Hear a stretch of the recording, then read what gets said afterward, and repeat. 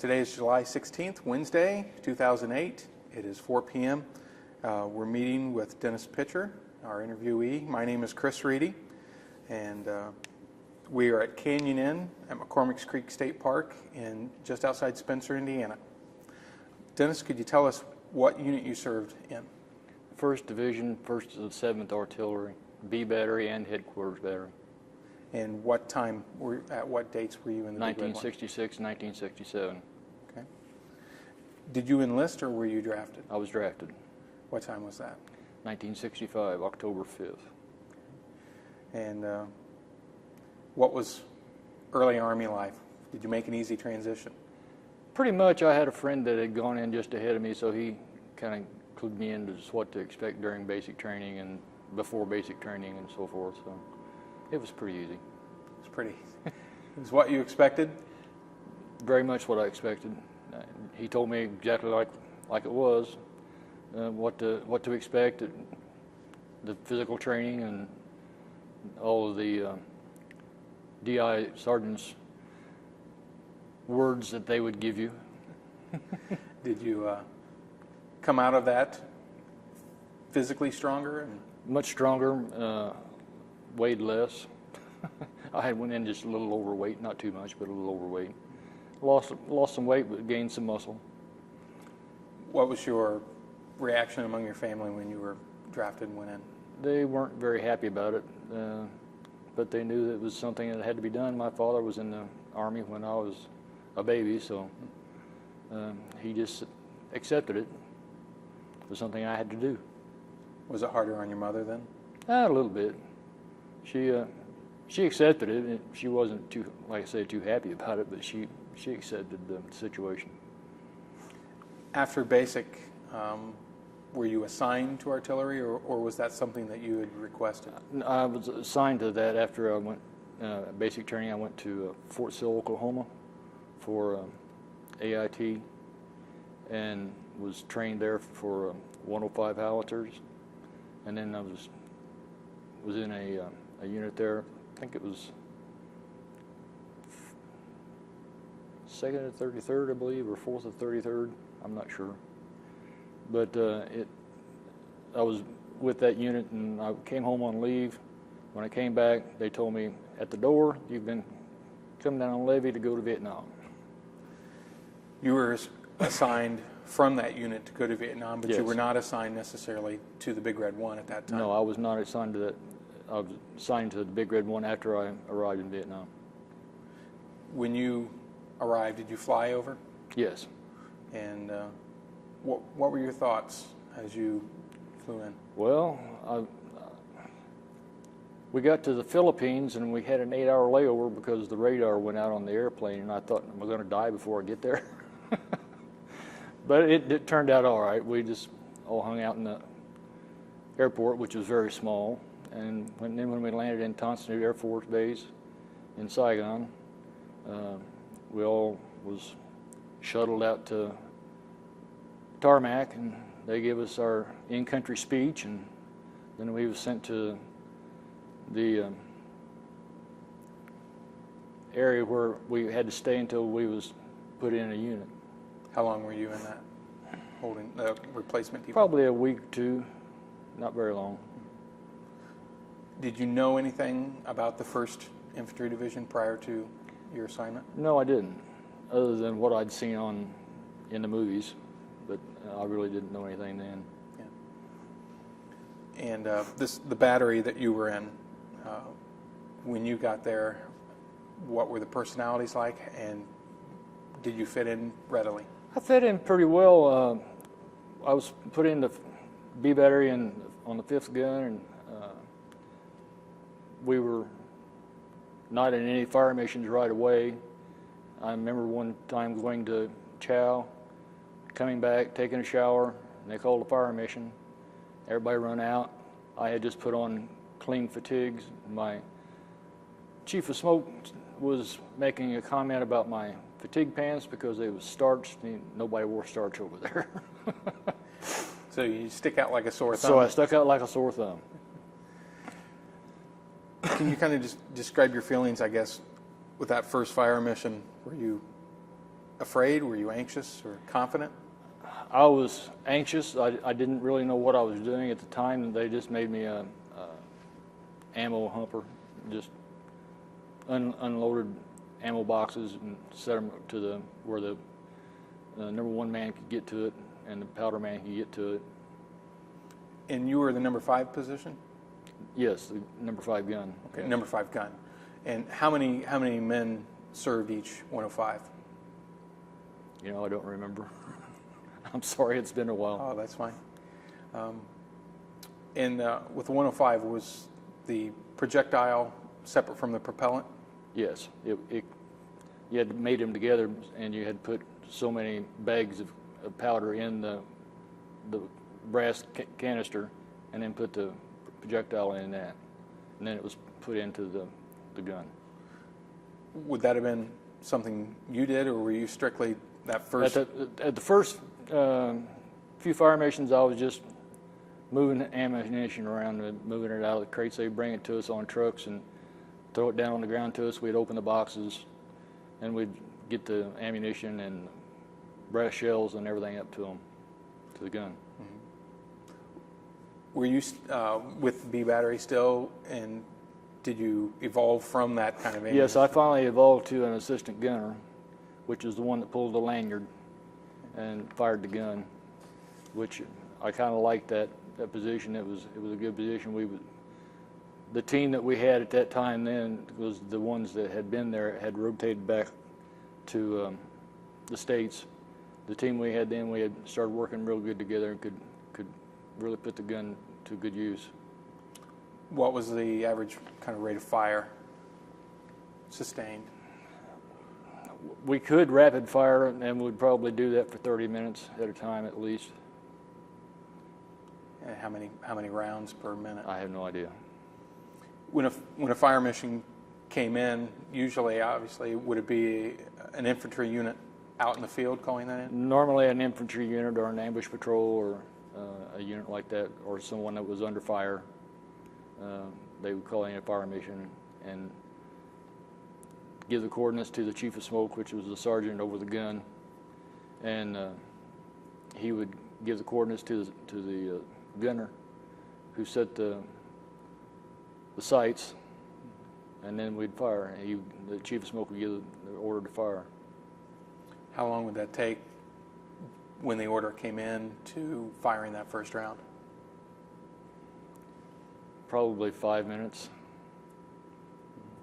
It depended on if we had to move the gun or not, which direction we had to move the gun, or if it was already set in the right direction.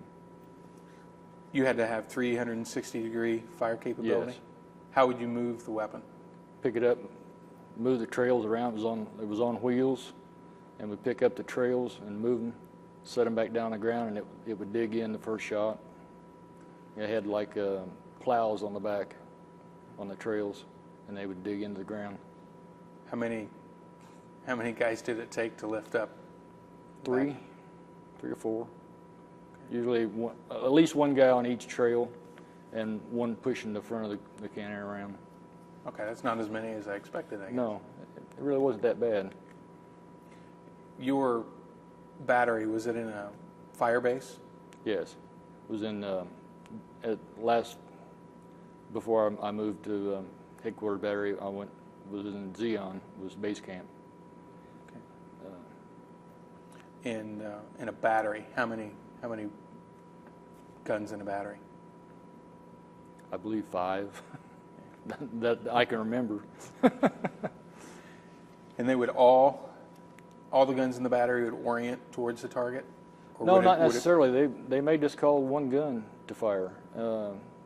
Sometimes they would call just our gun because they knew we wouldn't drop a round on them. Did your gun have a reputation? Yes, we had a reputation for not dropping rounds too short. When you described, you talked about the teamwork. Can you walk us through a cycle to get one round on the enemy? The ammunition people would bring the ammo and the canisters and the powder up to the back of the parapet. There'd be people there putting in the powder bags, setting the projectile in the canister, passing it off to the number one man. The number one man would put it in the gun. I'd close the breech and go from there, set the levels.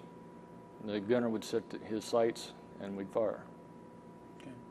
That sounds like it is a long process, but I'm sure it probably didn't. It didn't take long once you got moving. Was there anything in particular that among your team, your gun team, that maybe gave you the edge? I don't know. It just seemed like we all worked good together. We all became friends, and we just had a good time together, and worked good together. We had talked previously, and so for a while you were with Battery B, yes. And then you were reassigned to headquarters battery for ambush patrol.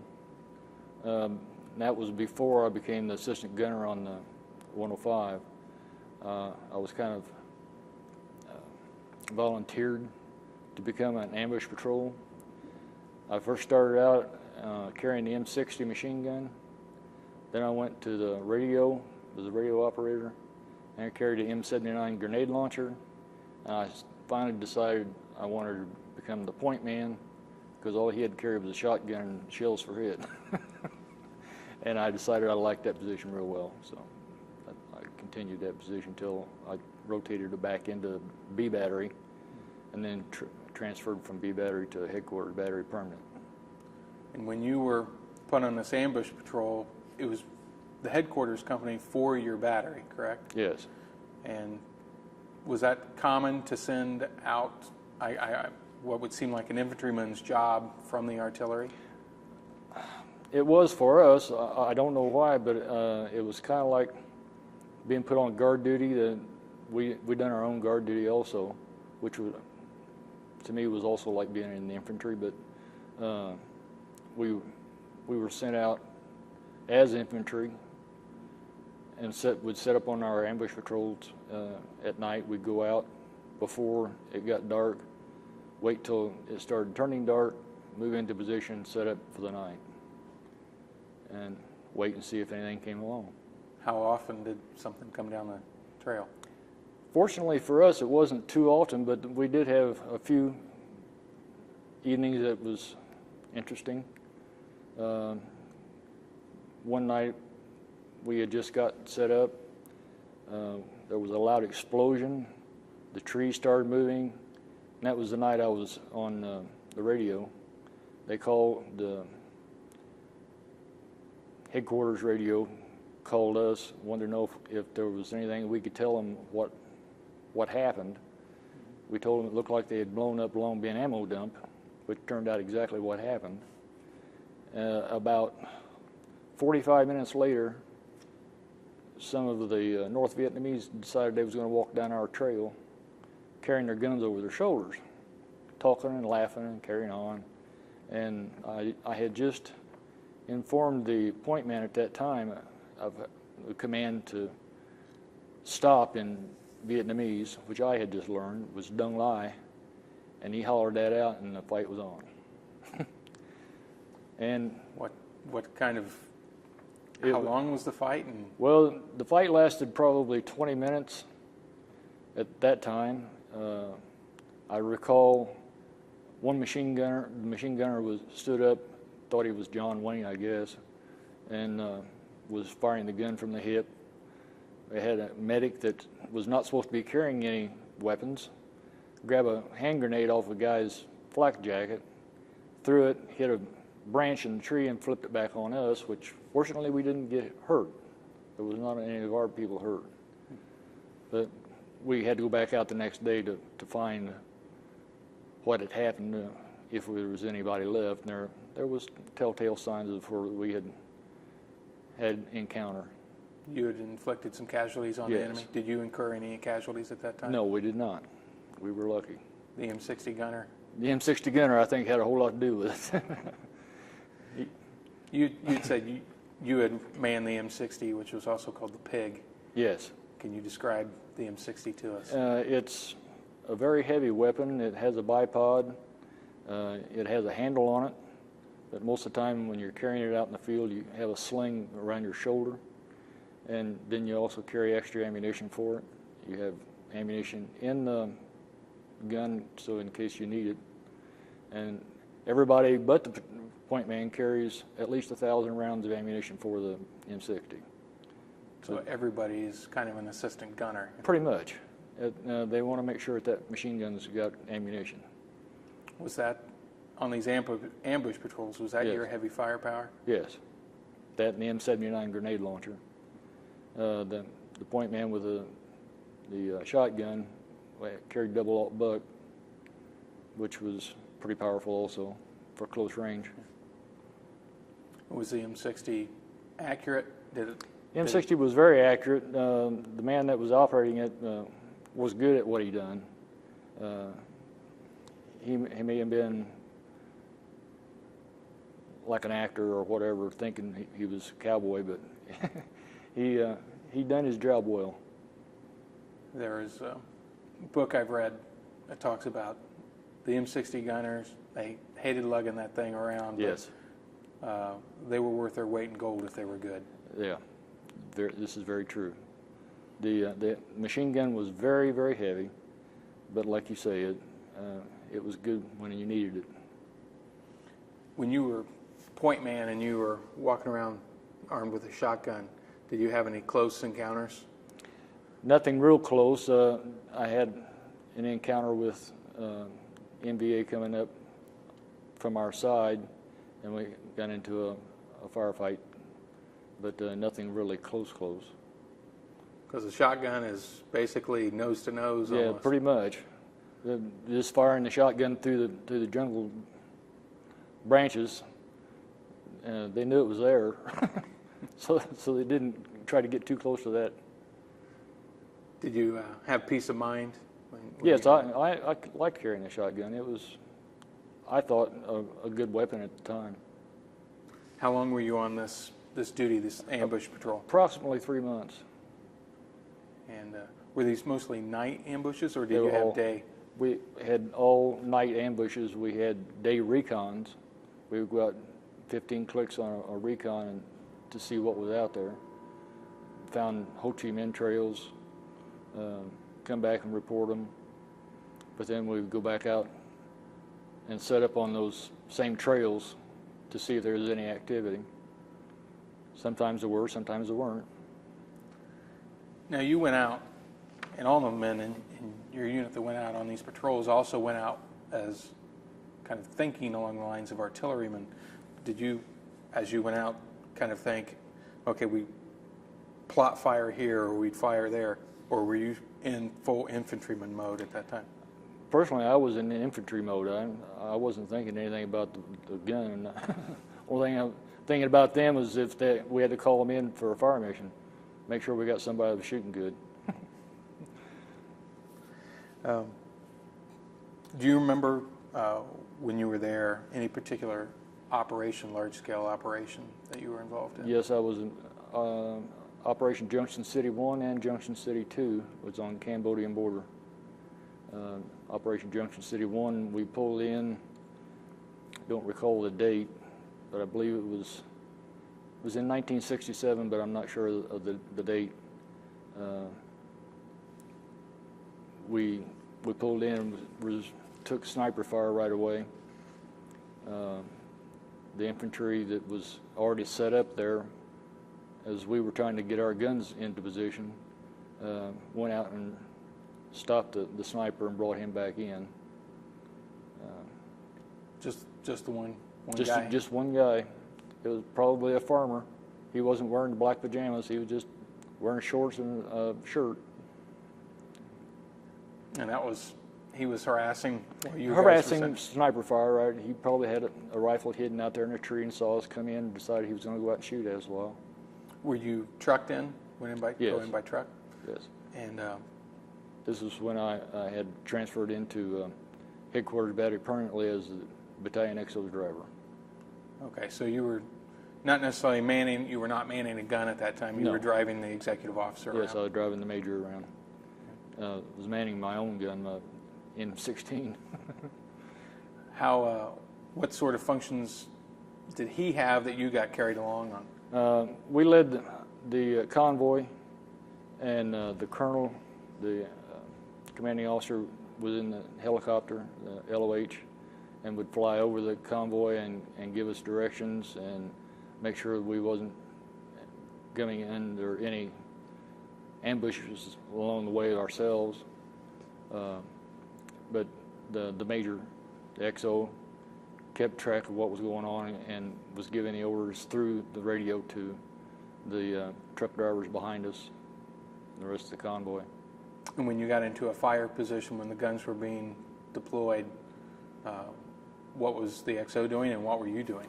The XO was normally in the command center with the radios and talking to the colonel who was up in the chopper.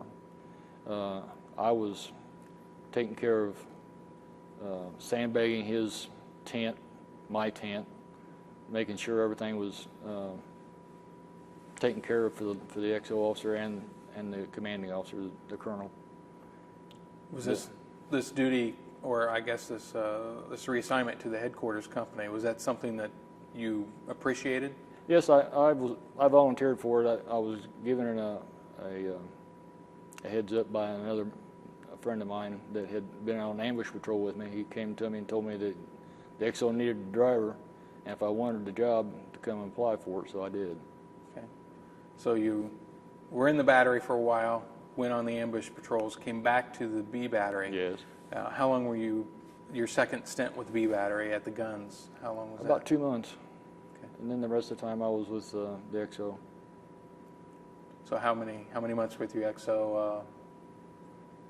7? 7 months, yes. 7 months for your tour. And did you, when you were with him, did you come under fire? Yes, we came under fire, like I said, on Operation Junction City 1, when we came into sniper fire as we was pulling into position. We came under fire on April 1st, 1967, approximately 2 o'clock in the morning. We had a fellow that was getting real short, and they were going to joke with him a little bit and tease him and tell him it was incoming at about 2 o'clock in the morning. And so everybody was not paying attention, just laying in their bunks sleeping, and pretty soon we heard incoming. I didn't pay any attention to it, thought they were kidding him, until I heard the big booms. Were they mortar? The mortar fire, Rocket? rocket fire, everything they had. It's not a joke at that point. It was no joke at that time. Junction City 1 and Junction City 2 near the Cambodian border. Yes. Was the opposition a little more tenuous, or did they keep moving? They were more tenuous. They was right there. We had a lot of Air Force come in, drop napalm. We lost a man that had just got into the country. He wanted to see the napalm drops, and unfortunately a piece of shrapnel off of one of them hit him and decapitated him and sent him home early. So Those kind of mistakes, as far as just green mistakes, or did they happen to veterans even?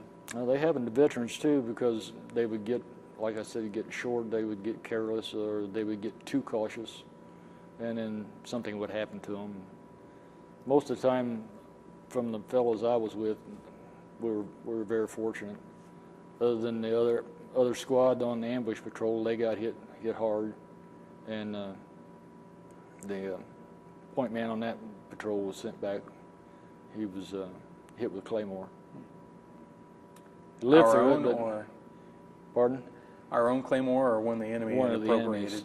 One of the enemies. It was full of glass, broken glass, nails, pieces of metal, whatever they could muster. You talked about men getting short and then getting careless. Now, were you ever in that position to where, or did you ever find yourself reacting differently as you came? Oh, I reacted differently when I started getting closer to time for me to come home. I wanted to come home, and I wanted to make sure I was going to go home. So I was a little more cautious, but I tried not to be too cautious, because I had seen what had happened to some of them. Were there any particular behaviors that you had to guard against with yourself?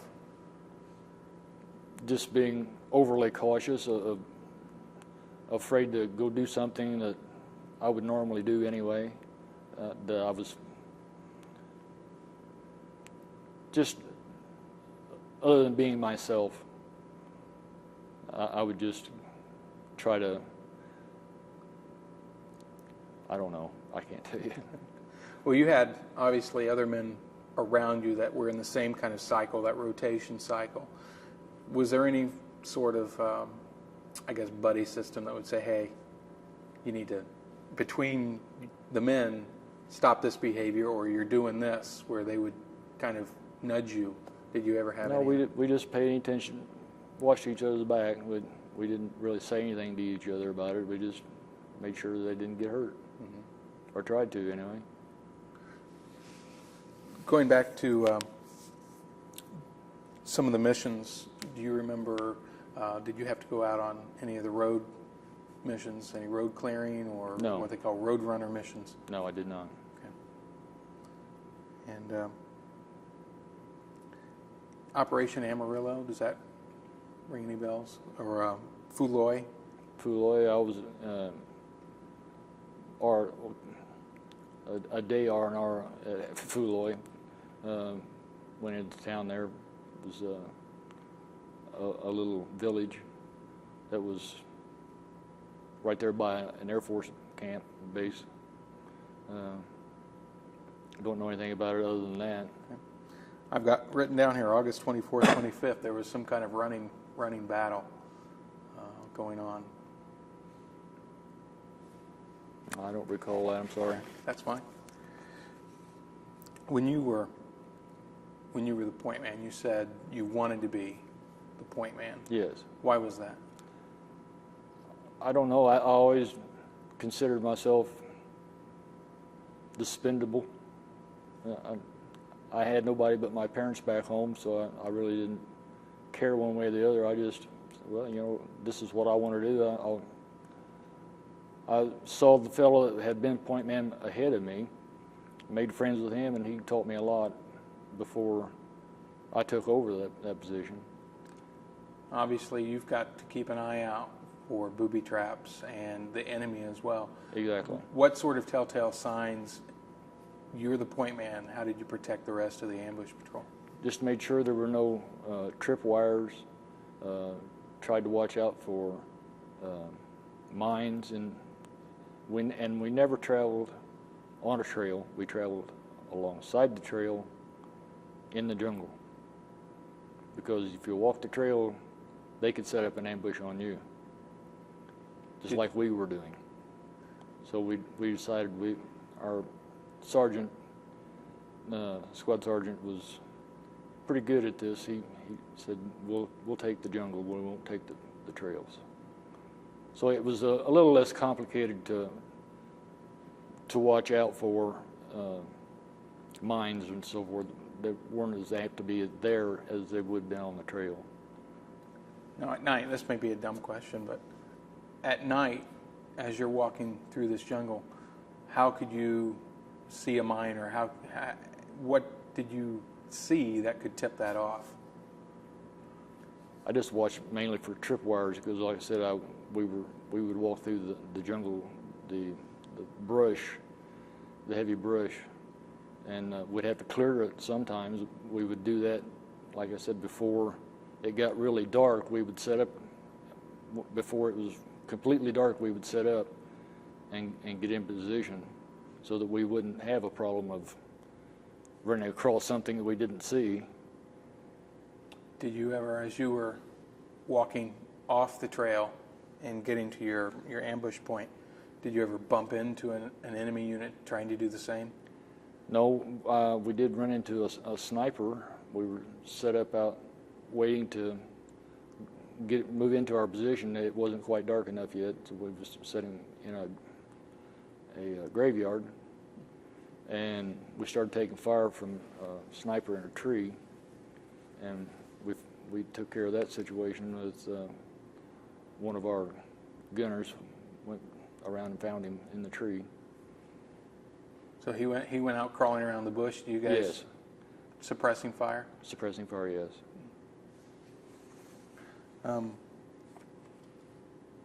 When you came to the end of that duty, the ambush patrol, were you relieved?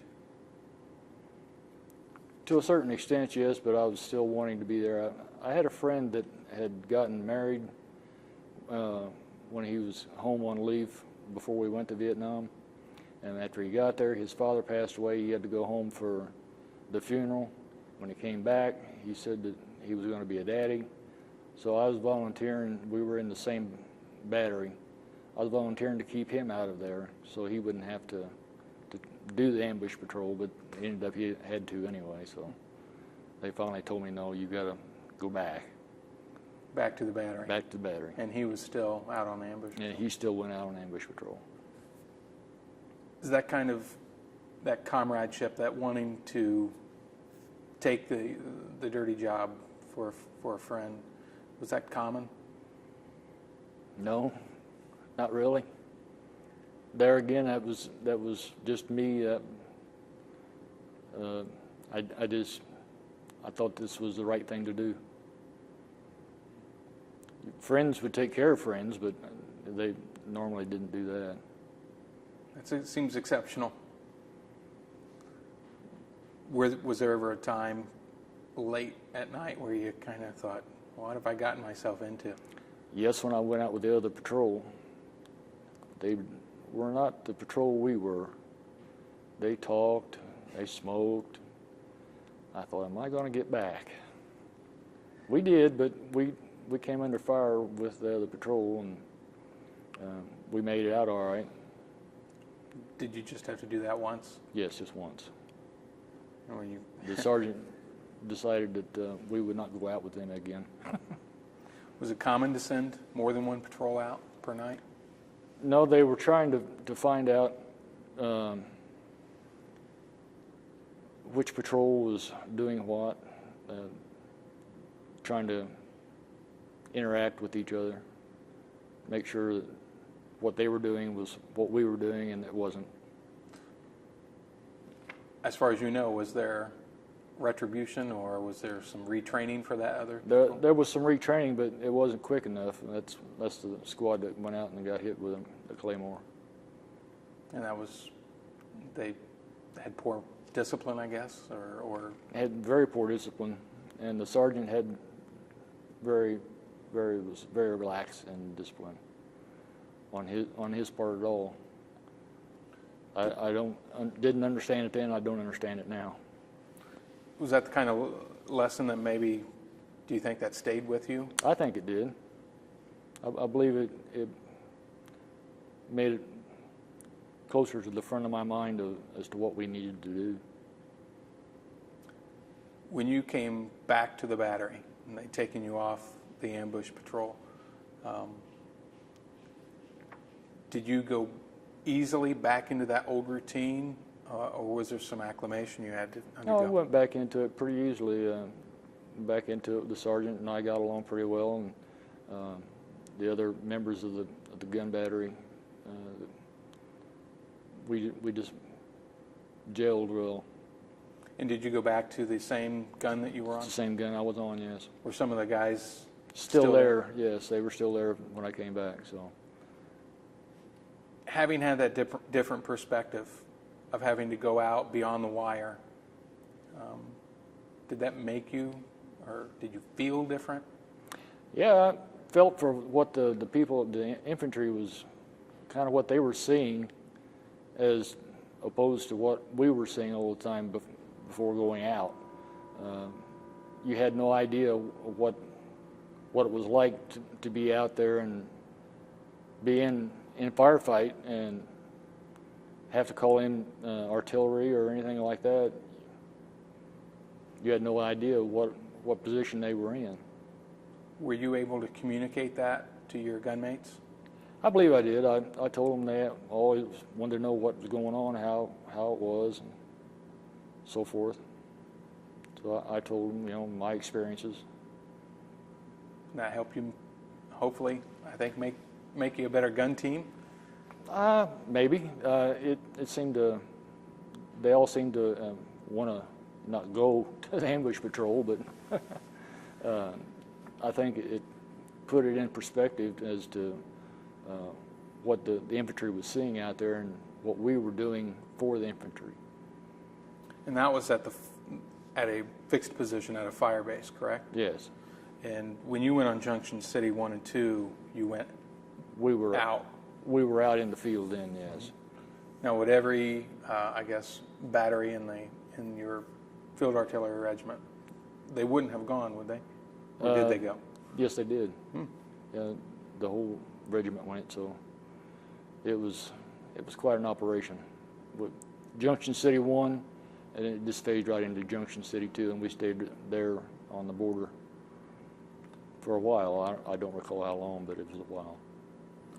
When you were out on these operations, obviously your vision is much smaller because you're working with the XO, but did you have an appreciation of what was going on, the bigger picture with those operations? Yes, I was getting information from standing around listening to the XO and the radio operators that he was talking to, picked up on what they were doing, what was going on in the region.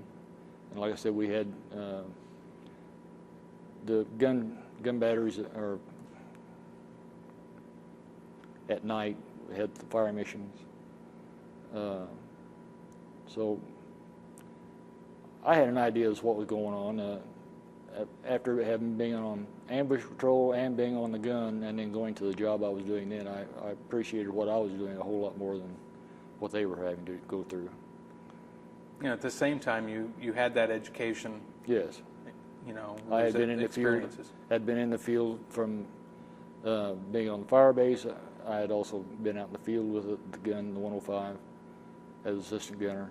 So I appreciated what they were doing a lot. And with your, I guess, ringside seat next to the XO, what was your perception of the command structure?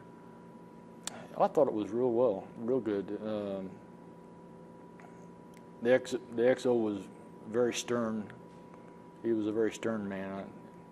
He's retired now as a general, one-star general. And the colonel was a good man. He was a lot more withdrawn than the major was. The major was pretty boisterous, but the colonel, he was pretty quiet, but he got his point across when he needed to. Do you think, I mean, from where you sat that close to them and watching what they did they take good care of their men? Yes, they did. They took good care of their men. What was your rank at the time when you were in Vietnam? Specialist Fourth while it came out. And what was your relationship like to the, I guess, gun sergeants and also the higher ranking officers? I got along real well with the higher ranking officers and the sergeants. Some of the other specialists I got along with, but I got along better with the officers because I would attend bar in their officers club and NCO clubs, and so I got to see them when they're with their guard down, so to speak. When you thought it was a reward then to be transferred to the headquarters? Yes, I did. Company. Yes, I did. And did you ever get any, I guess, flack, as it were, from anyone in the old battery that you'd been with? Yes, I did. I went back over there. They was having a party for the promotions that they was giving out, and the captain that was over that B battery said, "See, you could have been promoted if you'd have stayed here." I said, "Well, I'll be promoted eventually, so if I don't, that's okay too." But at that time, I was Private E3, and then PFC, and then I was promoted to Specialist Fourth. Check my notes here. What sort of, I guess, recreation or in what ways did you relieve tension? again, it was after Junction City 2. I guess I was relieving tension by picking up things and throwing them around to my friend. Captain decided that was not the thing to do. What sort of things? Well, it was a bomb. And I didn't know what it was. I said, "Hey, Shep, what is this?" And I threw it to him. He says, "I don't know." And he threw it back to me, and the captain came along and said, "Put that down. It's a bomb. It's the kind they drop out of airplanes." Oh, okay. So we had to stake it off. But we would go into town just like anybody else and drink our beer and eat their food. Just be GIs. In your relationship with the Vietnamese, did you interact with them much? I had a job as a battalion auxiliary driver, taking the laundry in to a Vietnamese laundry, and I got to become friends with the man. He was in the Vietnamese Air Force, and which was stationed there at Benoit, and become friends with his wife and children. So they had a large party for me when I told them I was going back home. They had food for me, and they gave me black cat firecrackers to bring home, and and they thought that was a big thing. Of course, at their expense, you know, that was probably a big thing to them. And that was, I guess, a good relationship then. That was a good relationship for me, yes. I didn't spend much time around any other ones, like in the MVA or any of the prisoners that we would get or anything like that. I didn't spend any time. They was shuttled off to other places. Did you, I talked about recreation, and I know various soldiers relieved the stress in various ways. Some of them had a darker side. Did you encounter or notice any instances of drug use? Yes. It was prevalent. I didn't realize it, but until I was sitting in a tent one night writing home to my parents, and I got a funny feeling in my head. It started buzzing around, and I didn't know why, because I wasn't drinking any beer or anything. I was just sitting there writing a letter. There was some fellows in there smoking some marijuana. I didn't know what it was. I had no idea. I guess that's what they say, contact buzz. And that, as you said, was prevalent. After I learned what it was, I saw it more frequently. Before that, I just didn't pay attention to it. And do you think it was a way for them to relieve the tension? I think it was, yes. Something they probably had done when they were at home. I ran across that when I was in Fort Sill, Oklahoma. A fellow that was from California had his own needle set up in his footlocker, hidden in socks, and he tried to use it one night with aftershave and became very sick over that. But other than that, I had no idea about the drug use. There was a lot of drinking going on. Did that ever impair performance? Not that I could recall. Everybody seemed to, when they needed to do their job, they done it. They really didn't drink to excess if they thought they might be called on a fire mission, or if they were going out on patrol, they didn't drink. But when in the downtimes? In the downtimes, they would party.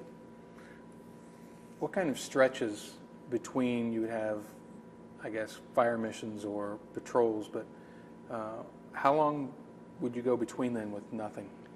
Ambush patrols, we was every other night. We rotated with the other squad. Fire missions, it varied. I couldn't really tell you exactly how long it was in between, because it just varied every day. It was one gun or two guns would be on call, and those that were on call, they stayed right by their gun. Others would be out doing whatever. So you weren't on call, you weren't at your guns the entire time then? No. Was your Not when we were in fire base. and your living quarters, were they close to your position, your Yes. battery position? Yes, they were. They were right there. So you were not on call, but you had to be pretty. Pretty close. If necessary, you would have to be called. But while I was there, I was in base camp. We were given the opportunity to have certain guns on call that night, certain guns that weren't, and it rotated. Okay. And they, you know, you were all 105s or 155s? We were all 105s, our batteries, and there were other batteries that were 155 and 8-inch. We were out on patrol or out in the field and had a fire mission, and we had finished our fire mission, had cleaned up our gun, went to bed, and there was another fire mission call behind us to the guns behind us that we didn't know were there, and they were 8-inch guns, and they decided they wanted to really raise the dust, and kind of hurt our ears and shook us up a bit. We didn't know they were there. And that would that have been your entire field artillery regiment that would have had that mix with Yes. the 8-inch and the 155s? Yes. And so the 105s were the smallest caliber. Yes, And you dealt with, if you got called in, you knew it was they were pretty close. they're pretty close. That ever worry you? Yeah, no. My gun had been involved in it before I arrived in country. It had been involved in a close battle with being overrun. They were having to shoot the beehive around. I wasn't involved in that. It was, like I said, before I got there. I'm telling you what was told to me. That was pretty scary for them, I understand. And so the veterans, those that had been there, didn't really relish the thought of having to fight a close battle. Exactly. In your base camp, what from your battery to the wire, how far away? To the wire for our guard duty wire was probably 3 blocks to our gun. There were other guns that was maybe a little closer, but they were set up in different positions around that wire. So you never had occasion where the enemy got into your wire? No. And did you suffer a rocket or mortar attack?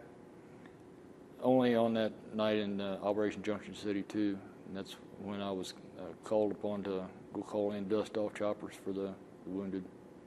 Can you tell me a little bit about that? We were still receiving fire from the mortars and the rockets. They had blown up the trailer on the back of my Jeep, and I was at the Jeep using the radio to call in dust-offs and threw out the smoke to get the dust-offs in there and get the wounded out of the jungle, out back to the hospital to where they needed to be. Did you feel that you were in an exposed position? I was in an exposed position, but I squatted down behind my Jeep, and all I could hope for was they didn't hit the Jeep. And the trailer, you say the trailer on the back? The trailer was demolished. And It was just a little short trailer. It carried tents and so forth in. And this dust-off, the wounded were being taken out. What Yeah. was the reaction time? How quickly? They were very quick. I can't recall the exact time frame, but they were real quick to get in there to us and get them out. For you personally, was that reassuring to know that should you ever be wounded, that you were going to receive immediate care? Yes, it was. It was very, very good feeling for me to know that I had a good team around me, and it would happen for me the way it happened for them. Let me check my notes real quick. As you were in the headquarters unit, and you finished your tour in the headquarters unit Yes, I as a did. driver for the Yes, I executive officer. Yes, I did. And we talked about as you were getting closer to getting out, you felt that coming. You knew, obviously, when your rotation ended or your tour ended. When you left Vietnam, what feelings were going through you? I was was glad that I was going home, but I had a feeling that maybe I should have re-upped and went back. I still have feelings that I have unfinished business there. But I know I'll never go back, so it's just a feeling I have. Now, other veterans I've talked to have gone back. I know they have. I've observed it on, I think, History Channel, where they've gone back to where their base camps have been and so forth, where they had battles. And there's still some signs of where they were there, but the jungle's taking it over. You wouldn't go back. Would that be an emotional issue for you? Yes, pretty much. That, and I think my age is getting to be where I don't need to go back over there anyway. So I really don't relish the thought of going back over to that smell. Tell us about the environment. At the time I was over there, they burned the latrines. Not the buildings, but what was in them. They used 55-gallon drums. You'd have to pull them out every day and put gas and diesel fuel on them and burn them. And that, you could see that in the air all the time, the black smoke rolling, and smell that. Plus, if you ever went into the villages, you could see or smell the pungent odor of their vegetables rotting or whatever, and see all the older Vietnamese running around with their black teeth from using betel nut. And all of those, I guess, sights and sounds and the smells contributed to the environment of Vietnam? To me, it did. Did you ever have occasion where it was a beautiful country to you? When I was out in some of the jungle, it was pretty. The undisturbed part of it, it was something for me to really try to comprehend that I was really there. You know, I'm really in a jungle. This is something I saw on TV. You know. Was it surreal at times? At times, to me, it was, yes. You ever feel out of place, like you should be back home? A lot of times I felt that way. Homesickness? Sure. I was homesick. I think everybody had a little bit of homesickness. Felt like they should do something to make sure they went back home, you know, maybe early or whatever. Some of them tried that. Self-inflicted wound? Self-inflicted wounds so they could go back, but that didn't work. They usually ended up in the hospital for a while, and then they went to the stockade for a while, and then they served their time plus their bad time. And so it wasn't worth it. What did you have any keepsake or any mementos or any connection with home? I did have, but I couldn't find them. I was wanting to bring them with me. Well, on particularly the one thing I have that I can't find, I still have it, I know, but where, is a piece of concrete with rusty nails sticking out of it, which was on the side of the road where I jumped off a deuce-and-a-half truck to go back to my battery. I had been in the hospital, and I kicked it with my foot. I moved some leaves to see what it was, which I shouldn't have done, I'm sure, because it could have been booby-trapped. But I did it anyway, and picked it up and brought it home with me. It was just kind of laying there waiting for somebody to jump on it. Just a nail and a piece of concrete? Just nails and several nails in a piece of concrete sticking up like punji sticks. Do you think it was nails? Do you think it was a very crude, homemade? Oh, very crude. Booby trap? Yeah, the concrete was terrible. It was very flaky, but it was doing what it was supposed to do. I landed on it. And that was? I was very fortunate that I didn't. And that's, I guess, a very real, tangible kind of memento to bring back. Yeah, yes it is. I've got pictures that I have from where we were on the operations, like when they went out and got that sniper and brought him back, so forth. Did any of the men in your ambush patrol have keepsakes, or not keepsakes, but souvenirs that they collected? Yes, they did. Some of them got them back, some of them didn't. Some of them weren't supposed to be back. They were sent back in boxes, and they weren't supposed to have them. But Firearms? yes, some firearms, grenades. What was the official word on that sort of activity? That's a no-no. You just didn't do that. But like I said, they did. They tried it. When you were there, how old were you? 21. I was one of the older fellows. Most of them were 18, 19 years old.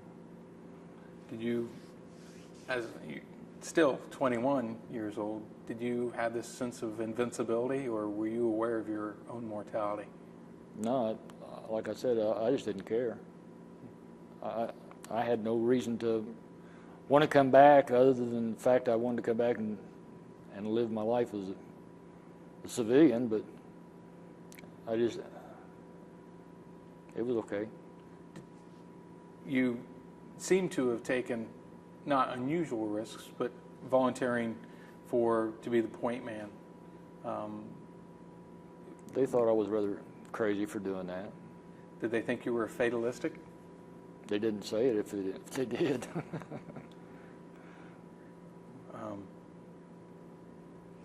You thought about re-upping, but eventually decided not to. Yes, once I got back, I thought about very, very seriously of re-upping or going to a contractor that was doing civil work over there, because they were making very good money over there. But then I thought, no, if I go back, I want to go back as an officer or an enlisted man, back in the Army again. And I'd like to go back to where I just came from, to the same battery I was just at. Maybe doing what I was doing or something a little different. Was there anything about coming home and when you got home that made you think about going back, or was it just... It was partly because of my neighbors and some of the people at the airport. My neighbors decided they wanted to spit at me when I came home,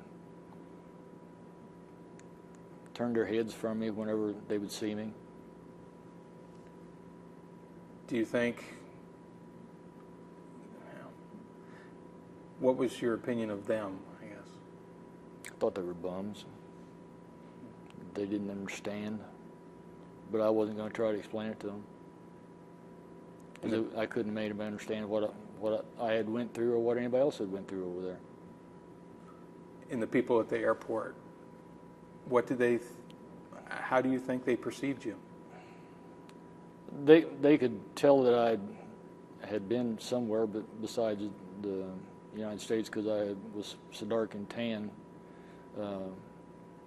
and they could tell by my uniform I was wearing, I suppose. They just turned their heads, like I wasn't even there or shouldn't have been there. Were you angry? Sure. Still am to a certain extent about that. Did you have any difficulty readjusting to civilian life? Oh, a little bit, I think, but I got married, had some children, kind of settled down, and that didn't all work out either, so. Did you go back to school? Or did you go to school when you came back on the GI Bill? No, I didn't. I got a job as a police officer, and through the military grants they gave for going through training for police officers, then I guess that was like being in a school, because I had to go through law enforcement training. Did that come a little more naturally to you, law yes, enforcement? Well, my dad was law enforcement also, so yes, it did. How long were you in, or are you still in law enforcement? No, I'm not in law enforcement now. I'm retired. I stayed in there 7.5 years on full time. Then I went back to several different departments as reserve officer. Probably 16 years altogether as a police officer, full time or reserve. Then I retired 30 years after working at a factory. So you did the reserve officer along with working in a factory as well? Yes, I did. Were there men on the police force that understood some of Sure. what you had gone through? Sure, there was some that had been there too, so they understood. More comfortable environment for you? Yes, much more comfortable.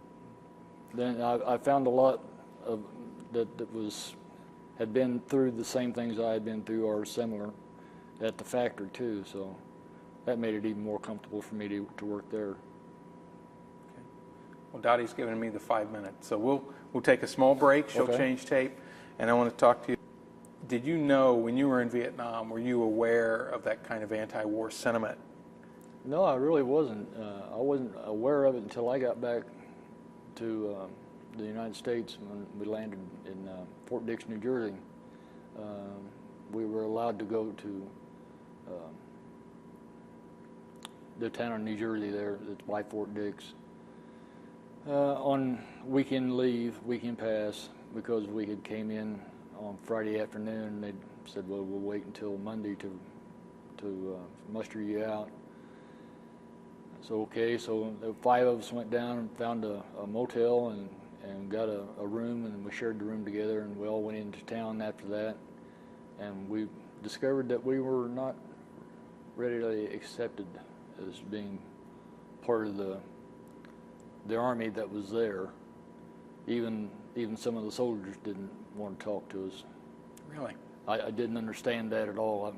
I couldn't believe that even the soldiers didn't want to talk to us, but they were just. Perhaps they were draftees that were reluctant to go, or anti-war prior to being drafted. That's possible, I suppose. And from Fort Dix, were you mustered out of the service there, or did you go to another? No, I was mustered out of the service there and came home to Indianapolis from Fort Dix, New Jersey. What was the reaction among your family when you got back? I stopped at the police station where my father was working, the dispatcher. I walked in and he didn't even know who I was. You had changed that much? I had changed that much. I had lost so much weight and he had no idea. He thought I was coming in the next day, and I surprised him. I say you got a surprise as far as his reaction. Yes, I did. Well, he said, yes, sir, can I help you? I said, well, okay, Dad, I guess you can. And then he realized who it was.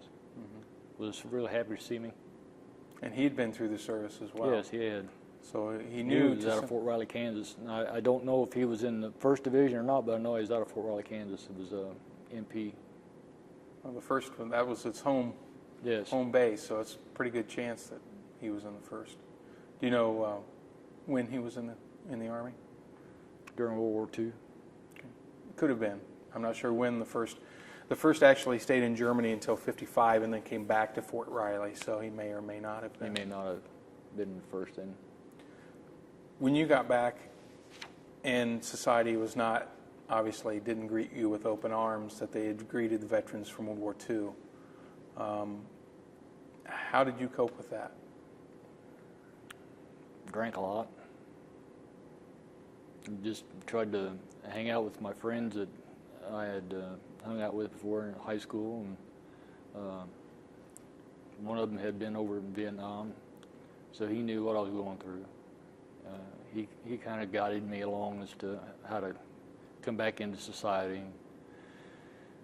I just kind of partied for a long time. I tried to go back to my regular job that I had been drafted from, and it was driving a semi-truck, and the terminal manager at the time wasn't going to take me back, and the union representative informed him it was necessary that he take me back, not only for the union, but because the United States would make him take me back. And so he and I didn't see eye to eye right off the bat, but we got along better afterwards. Found out that I was a good worker. And then at some point, did you find other veteran organizations or other veterans that you could? I found other veterans that I was working with that had been in the service before I had been. They were older men. They tried to get me to join the VFW or the American Legion, and they told me, well, you can get out and march, and I said, I'm not into going out and marching and all that, so no, I don't think I'll join that. So I never did join. I'm thinking seriously about joining the American Legion now to be part of the Freedom Riders. And you're a motorcycle enthusiast yourself? Yes. And that's a group of veterans that... Group of veterans that go to these funerals and stand guard. Mm-hmm. It seems that you do attach, despite all the difficulty coming back, you still have a lot of pride being a member of the armed forces and being a veteran. Is that true? Most definitely. I'm proud of what I done, and I'm proud of what my country done. I think they've done the right thing by going there. It was a political war and wasn't allowed to be won, but that's not my choice either. So. Yeah, policy matters and strategy are well above that level. Yes. 1990, 91, during the Gulf War, the shift in American society had happened to the point where soldiers being sent off and when they came back were embraced by society. How did you feel at that time? I felt grateful that they were getting recognition and that they should be getting. Did some of that, I guess, shift in attitude also, I guess, express itself in embracing our Vietnam veterans that did not get the welcome that they deserved? Yes, it did. It seems that now the Vietnam veterans are getting some of the recognition that they deserve. I don't feel as I'm a hero. I don't feel that at all. I just feel like I've done what I was supposed to do. But you should recognize people for what they was told to do. And what you went through. Right. You talked about thinking about joining the VFW now. Do you think at this point in your life, has Vietnam receded that kind of anger and maybe some of the, I guess, ill feeling about Vietnam? Has that receded? Or is there a different motivation that you would want to join that organization? The main thing, I don't drink anymore. So that's one reason I had for not joining the VFW also and the American Legion. But with my friends that have joined the American Legion for this Freedom Riders, I've gotten into wanting to do that, but not hang out at the Legion or at the VFW post for any particular thing other than meetings or whatever they would be like that. I know there's a lot of veterans that do go hang out there. That's their prerogative and their right to do so, but it's just not something I want to do. Right. Have you been to Washington to the Vietnam Veterans Memorial? Yes, I have. I was with Rolling Thunder. What year was that? 1992, I believe. What effect did that have on you, if any? I found a friend that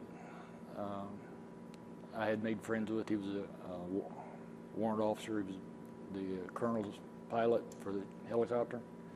I found out he had been shot down, and I found his name in the book as missing in action still, and it brought back a lot of memories. Just the quiet when you go there, the solitude, brings back a lot of memories. Is it a reassuring feeling to see that kind of respect? Yes, definitely is, to me. Do you encourage other veterans to go? Yes, I've tried to get a friend of mine to go to some of the Vietnam veterans reunions, and he just refuses to go. Do you think for yourself it has not brought closure, but brought a little more peace of mind? It a lot of peace of mind to me to find out that there are other veterans that are in the same situation I'm in, that and they're dealing with it in different ways than I am, but they're dealing with it. It's something that I have in the back of my mind a lot. I have friends that I ride motorcycles with that we go to different functions for Vietnam veterans, and I feel proud to do so. Do you, outside of the Big Red One, when you meet a veteran from Vietnam, be it in another unit, is there a common bond? Is there an instantaneous, almost kind of acceptance? Welcome home, brother. Just done that last week in a Walmart. He was wearing a Vietnam shirt. I welcomed him home. He knew immediately I was a veteran. For those that didn't go to Vietnam or were too young, obviously, Right. if someone would come to you, what could we say, or should we say? Welcome home. That would be all I would think, or just hello, Thank you. thank you. Is there one memory that stands out from your time over there? It doesn't have to be necessarily a stressful moment, but one memory that stands out.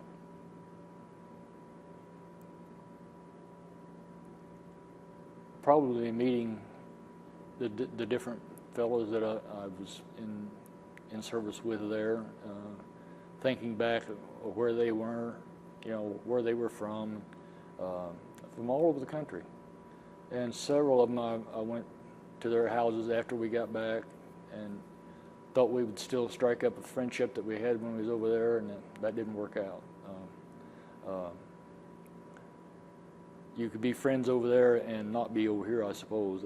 That's just the way it worked out for me anyway, but we watched out for each other over there a lot. We watched each other's back. It was something that was necessary and something that you wanted to do because you wanted them to watch for you too. Were there any of the guys that you didn't feel quite secure with? Yes. Was there any, I guess, particular way within the unit that you could kind of bring them around? Our sergeant on the ambush patrol brought the one particular person I was thinking about around by nudging his head with his foot. He was laying there snoring on ambush patrol. He was putting everybody in jeopardy. So the sergeant